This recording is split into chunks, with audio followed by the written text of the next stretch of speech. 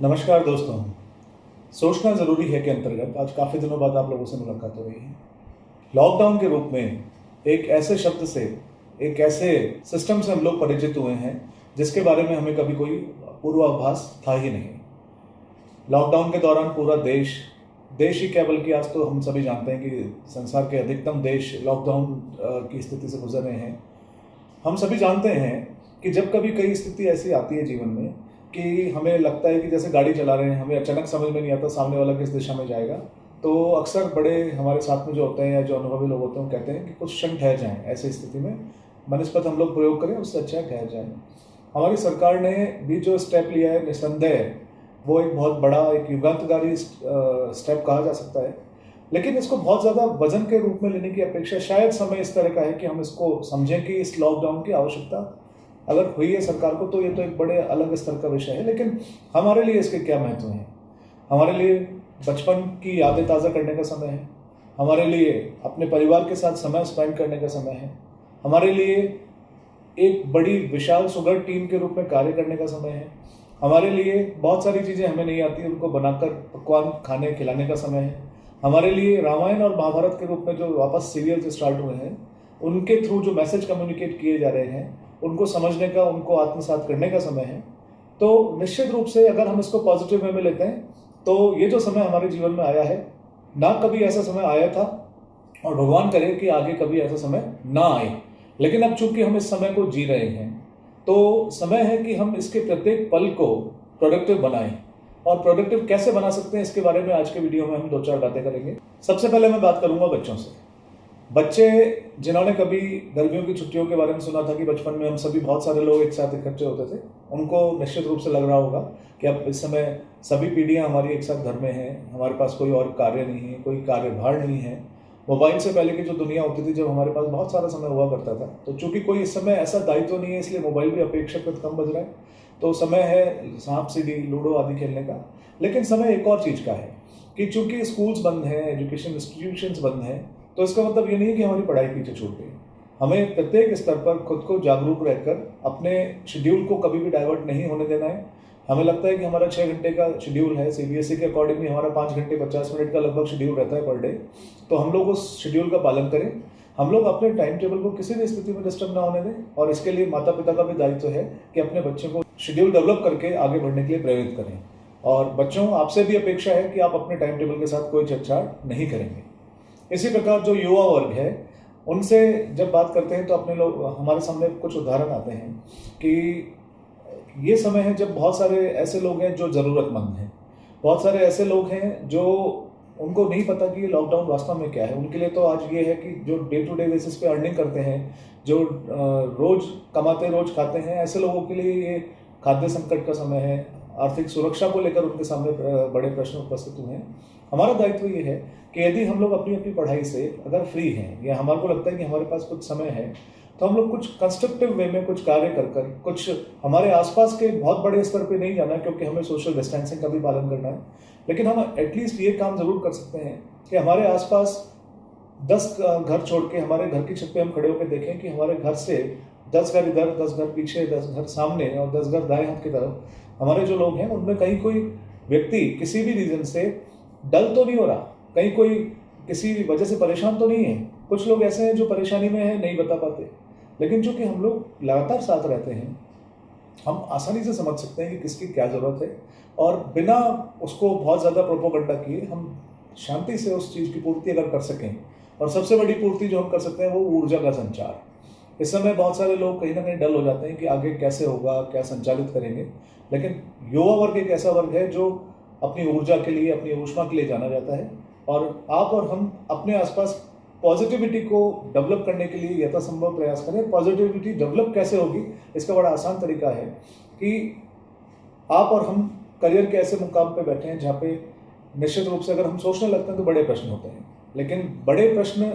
बड़े सोचने से भी बड़े बन जाते हैं। अपेक्षा इस चीज़ की है कि हम इस समय छोटा सोचें,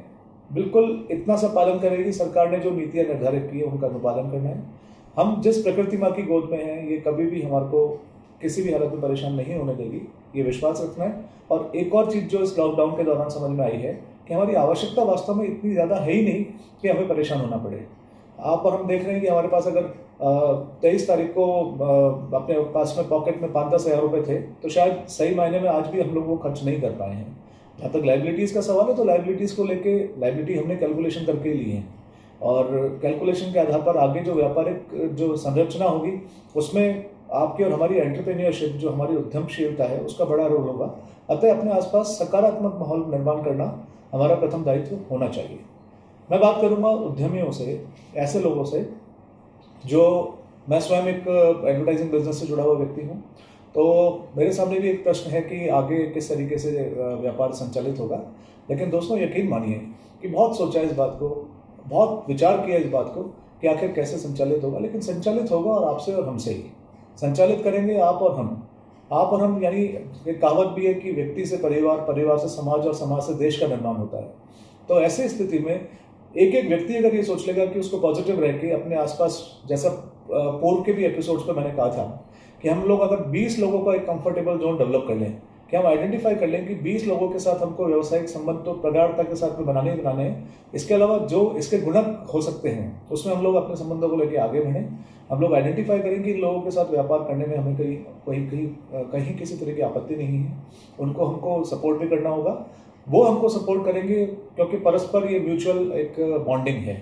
और पहले वस्तु विनिमय, अब इस समय हम ये मानेंगे कि कॉन्फिडेंस को लेके जो एक्सचेंज होगा ये बहुत बड़ा रोल प्ले करेगा आने वाले दिनों में बाजार के निर्माण में, सुदृढ़ीकरण में।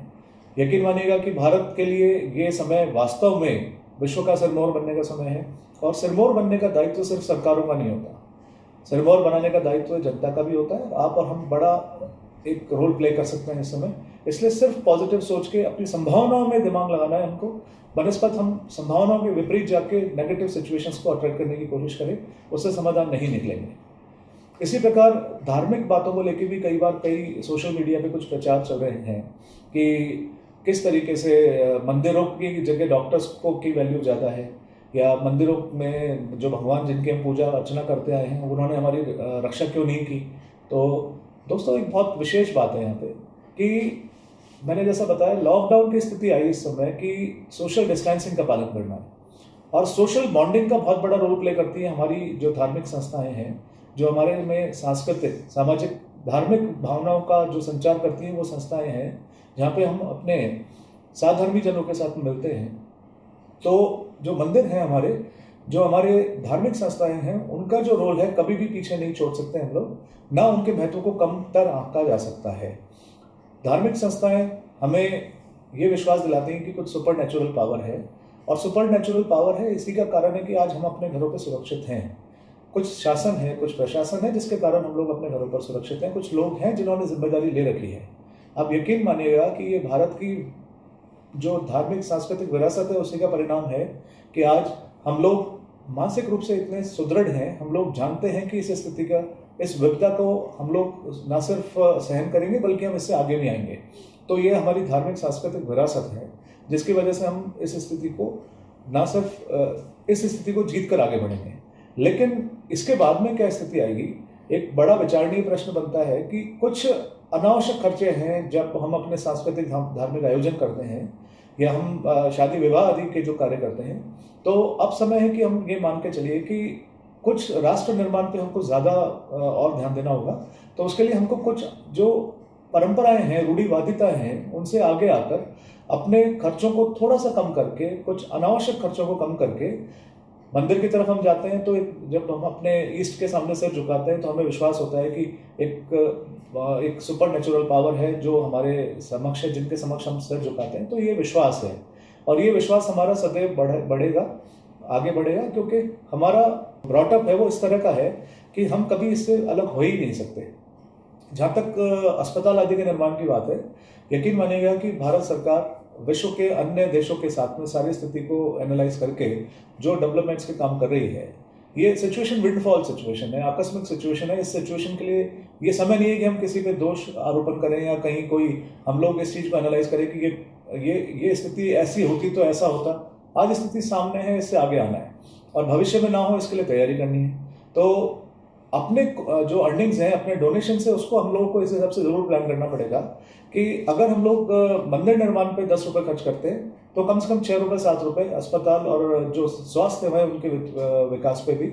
जो शिक्षण संस्थाएं उनके विकास पे भी खर्च करना आवश्यक है। और इसकी आवश्यकता को सभी समाजों को भी समझना अब मैं समझता हूँ शायद ज़रूरी हो गया है। आज के लिए बस इतना ही। अपने अगले एपिसोड में हम बात करेंगे कि किस तरीके से हम 5 सूत्रों का पालन करके अपने आप को सुदृढ़ रूप से लॉकडाउन के बाद में तैयार करें और कैसे हम अपने अपने कार्य को सुचारू रूप प्रदान करेंगे। तो देखते रहिए माध्यम।